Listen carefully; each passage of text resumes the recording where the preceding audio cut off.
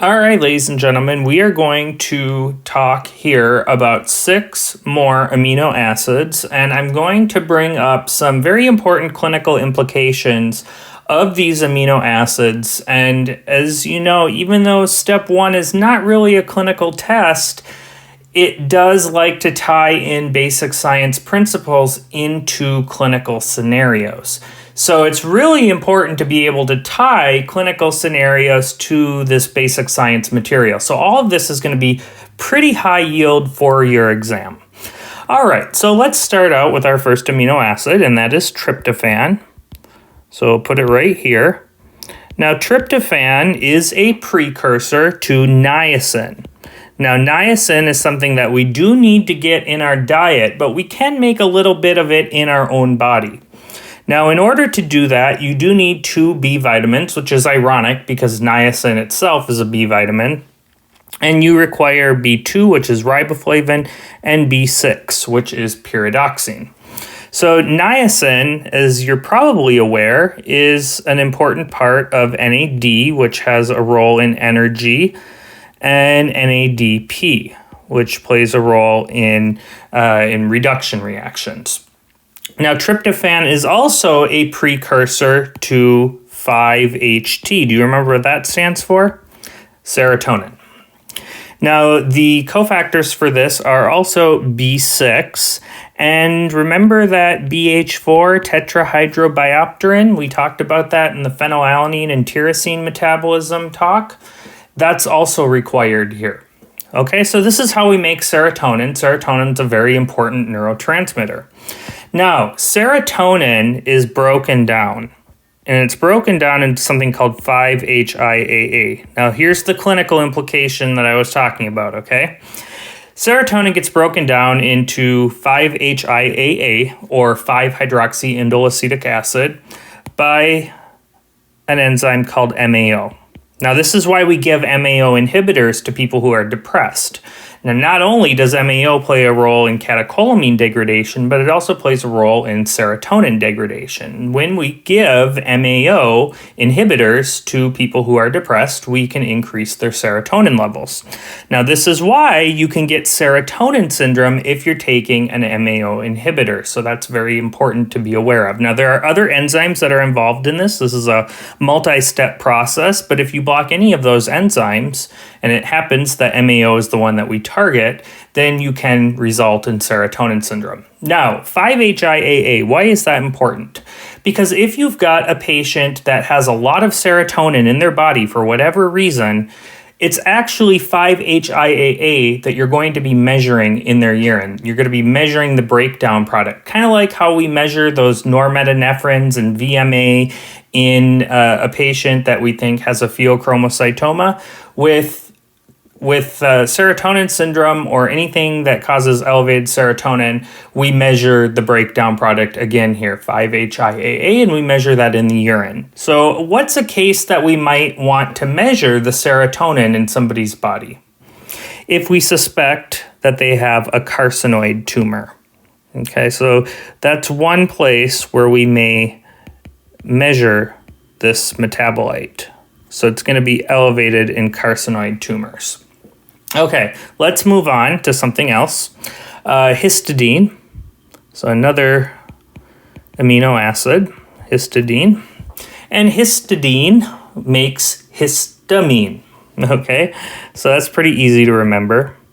The enzyme that does this is called histidine decarboxylase. And as we're going to see repeatedly, anything that's called decarboxylase requires B6. Histamine is very important in the immune response to fighting allergens. Okay, now let's move on to another one. Glutamate. I'm going to put it right here. Glutamate does a couple really important things. First of all, glutamate itself is an excitatory neurotransmitter, and it plays roles in memory formation. Now, glutamate can get converted to GABA, gamma-aminobutyric acid, but GABA. And the enzyme that does this is called glutamate decarboxylase, which of course is going to require B6. Now, here's a clinical implication. You know that tuberculosis drug that you got to take B6 with? What's that called? Isoniazid. Now, if you got a patient with tuberculosis and you're giving them isoniazid, then you always have to remember you've got to give them B6 supplements. Why is that? Well, it so happens that isoniazid forms complexes with B6, and when it does that, it can be easily excreted in the urine. So isoniazid causes a B6 deficiency. Now, when that happens, one place that can affect is the conversion of glutamate to GABA. And so, one of the consequences of isoniazid toxicity is that you're going to have a relatively high level of glutamate compared to GABA, which, by the way, GABA is an inhibitory neurotransmitter. And so what you'll wind up with is an excitotoxicity with glutamate. And so that is where you get some of those neurosymptoms with isoniazid B6 deficiency. So you can get that peripheral neuropathy and stuff like that, okay? All right, another place where we use glutamate is by combining it with cysteine, which is another amino acid, and that makes glutathione. And glutathione is an antioxidant. I'm just going to write anti-O here. And it helps neutralize reactive oxidant species. All right, let's move on to another one, glycine, which is one of the more simple amino acids. And glycine, as you're probably aware if you watched the video on the TCA cycle, is important for the production of heme. Now, how does that happen? Well, glycine combines with succinyl-CoA, and it forms D-ALA, or delta aminolevulinic acid. Now, the enzyme that does this is called D-ALA synthase, and even though it's not a decarboxylation reaction necessarily, it's also dependent on B6. So again here, if you're taking isoniazid and you have a B6 deficiency, you are unable to form heme. Heme is ultimately the product of D-ALA.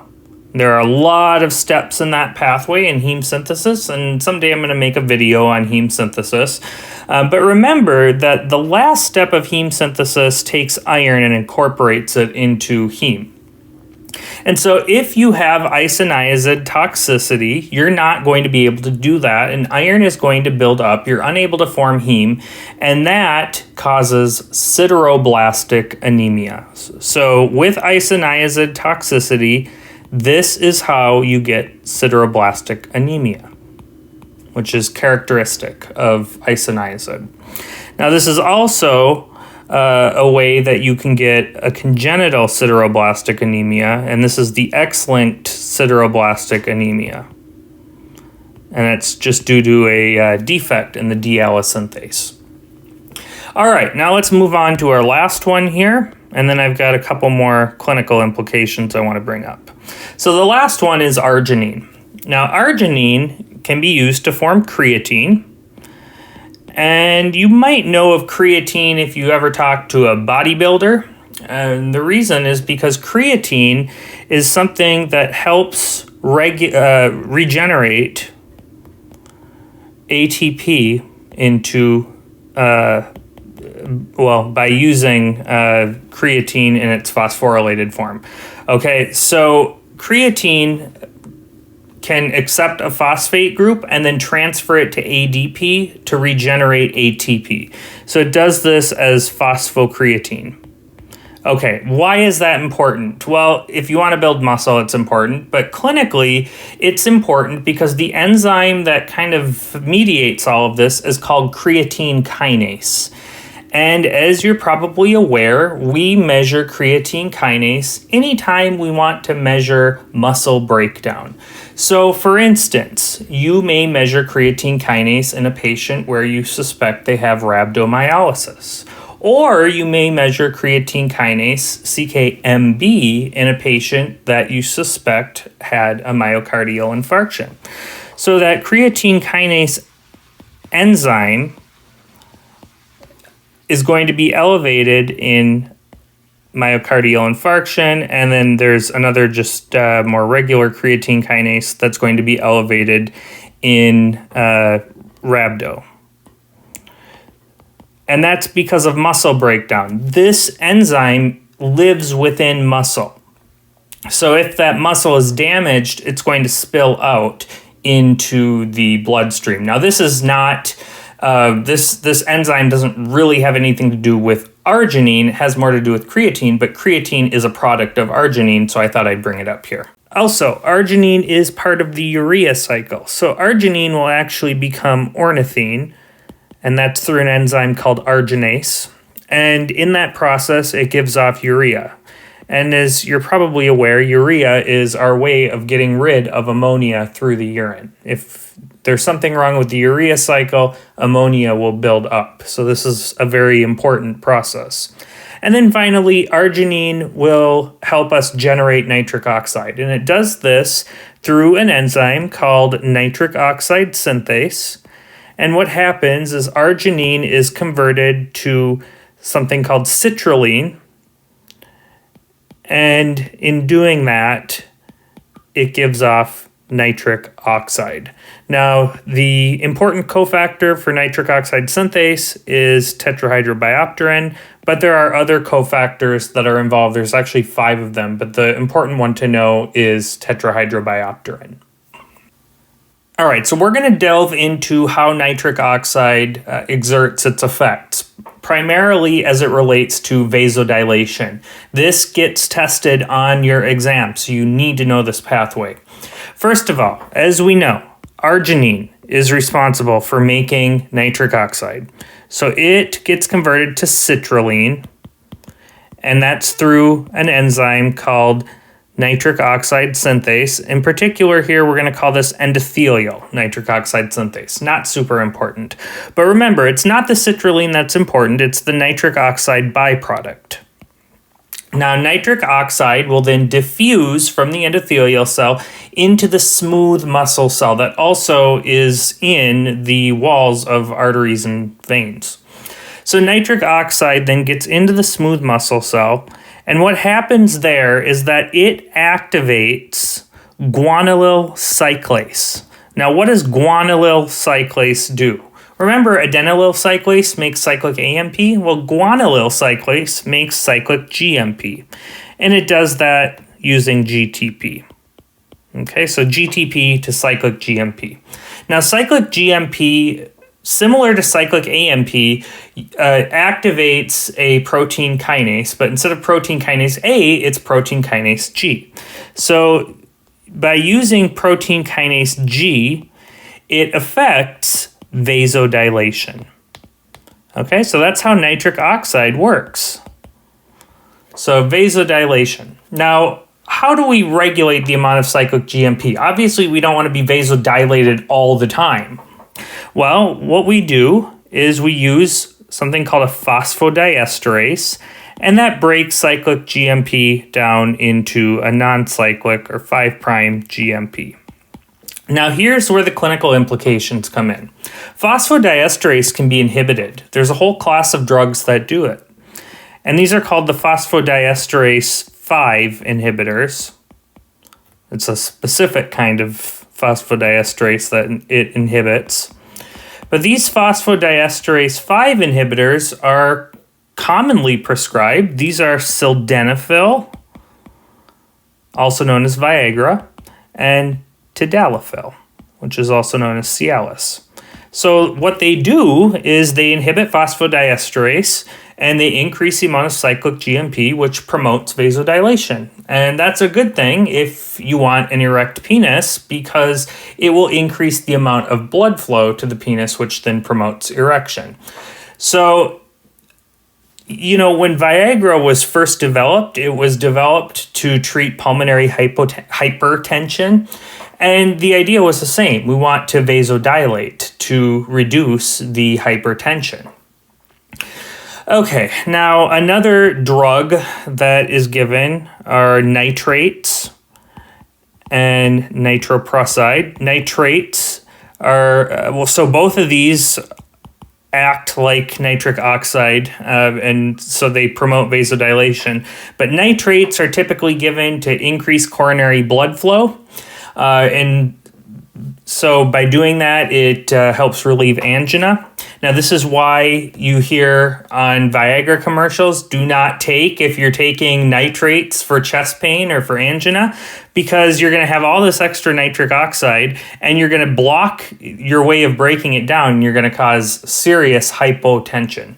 Nitroprusside is similar to the nitrates, but it's given more commonly for hypertensive crisis. So, finally, and this is a little bit lower yield, but what activates nitric oxide synthase? Well, there's histamine. As we know, histamine vasodilates, and that's how it does it. It activates nitric oxide synthase. It does other things too. And another thing that does this is bradykinin. Now, what's the implication of this? If you're taking an ACE inhibitor, you happen to reduce the breakdown of bradykinin. And so by having excess bradykinin, you increase nitric oxide synthesis and you increase vasodilation. And so this is why sometimes people who take ACE inhibitors end up with a lot of vasodilation. And this syndrome is called angioedema. So it's a side effect of an ACE inhibitor, and so it works through this pathway of bradykinin and nitric oxide and ultimately vasodilation. All right, now there's one last amino acid that I want to bring up that we haven't talked about yet, and that's the amino acid glutamine. Now, glutamine is important in the kidneys because what glutamine does is it helps you pee out acid. Okay, so let's say that you have a metabolic acidosis, or you've got even a respiratory acidosis, but you've got some kind of acidosis that you need to fix, and you need the kidneys to fix it. So let's say you've got a respiratory acidosis. In respiratory acidosis, you've got a buildup of CO2. So what's going to happen to CO2? Now, if you're not able to exhale it, then you need to be able to get rid of it through the kidneys. So CO2 is going to go into the proximal tubular cells. And as we know, CO2 combines with water, and through the enzyme carbonic anhydrase, it forms a bicarb ion and a proton. Okay, now the bicarb ion is going to go back into the capillaries, and that proton is going to leave through this through a transporter, which I didn't draw here, but it's a sodium hydrogen exchanger. And so it's going to end up in the tubular lumen. Okay, great. So can we just pee that hydrogen out? And the answer is no. We cannot do that. We need a way of trapping it in the lumen. And so what's a way that we can do that? We can do that through ammonia. NH3. So what will happen then is this hydrogen and this ammonia will come together and form an ammonium ion, and that can be excreted. But how do we develop that ammonia? How do we put ammonia into the lumen? Well, what we have is glutamine. And glutamine you can think of as your body's way of storing ammonia. Okay? So what will happen when you have an acidosis is that your kidney is going to start taking up glutamine. And then that glutamine gets broken down through a variety of enzymes that aren't important, and it will release ammonia. And so as it releases one ammonia, then it becomes glutamate. And then glutamate has an ammonia on it, and it can get rid of that. And then it becomes alpha-ketoglutarate, which goes into the TCA cycle.